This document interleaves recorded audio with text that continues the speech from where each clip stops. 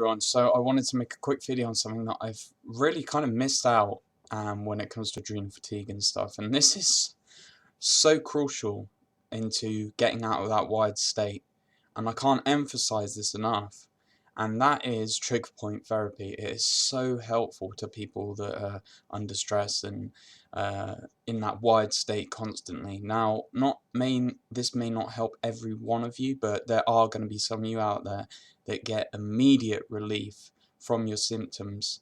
Not completely, but you're going to see a big difference when you do this. Now, trigger point therapy, basically you get these knots in your muscles, and it just causes discomfort, tightness, and it hinders your ability to relax. And for me, I went to see a chiropractor, and this was just lucky that I did this, and there was a free 30-minute consultation. I thought, why not? At this time I was ill, and I went in there and I came out a different person. I felt so different. I went home, I slept amazing that night, and I knew the wired feeling was just diminished completely, and I just felt so much better. I mean, I wasn't recovered by any means, but at that time I was going through the phase of if I do a treatment and it doesn't cure me outright, therefore it's not the root cause, therefore I need to keep looking. What I didn't realize at the time was that you have to change everything. You have to do as many things as possible all at the same time, and over time your body becomes less burdened, can start to get on top of things. Anyway, so you can do this at home, but I really do advise meeting a good trigger point therapy person or a chiropractor. They usually do it. And basically what I use now is it's like a really hard ball on a stick, and I'll go behind a wall and I'll just put it on the wall and push into spots in my back where I feel hard lumps. And sometimes you'll have, just now I did it now, and I push into certain spots and I'll get pain like through here up into my head where I used to get loads of headaches. I'd get pain in my temples, all across my head, down my jawline. I used to have really bad teeth grinding at night, and when I went to the chiropractor, my teeth grinding problems went after I got rid of the trigger points. And I'll do it in another spot, and then I'll get pain down the side of my neck into my shoulder. I'll do it in another place, and it's like referred pain. For example, you may feel like, oh, I have an elbow problem, but it actually could be somewhere else that's triggering it.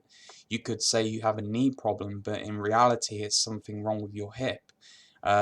Never take a pain at face value like, oh, I have a shoulder problem, because in the past week I've been having shoulder issues, and just now I realized I've forgotten to do trigger therapy in the last few months.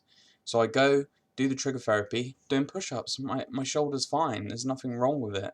It was insane tightness in my shoulder, my trapezius muscle, and it was just pulling on my shoulder in the wrong direction or something. I don't know exactly what it was, but my shoulder's fine now. I'm gonna go to the gym in a minute. No longer have to put off my workout. But yeah, if you have adrenal fatigue and you're feeling wired all the time, you find it very hard to relax, you go to bed at night time and you just cannot relax, yeah, definitely give this a go. Of course, on top of everything else, if you're watching horror movies just before bed, like, that's the worst thing you could do for adrenal fatigue. Horror movies, fully intense stimulation. What would be the worst thing you could do for adrenal fatigue? Wake up and don't eat anything. Drink coffee, black coffee, straight black coffee, and go about your day trying to forget about your symptoms.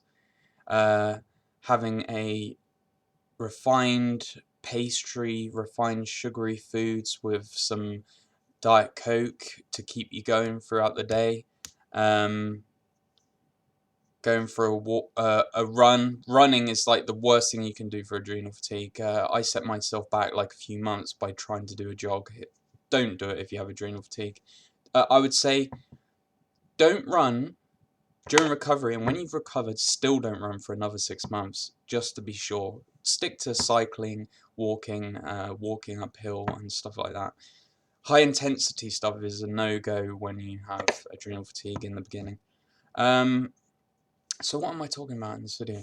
Oh yeah, trigger point therapy. Just give it a go. Trust me, it's going to help you. Right. If you have any questions, put them in the comments below, and I'll see you next time.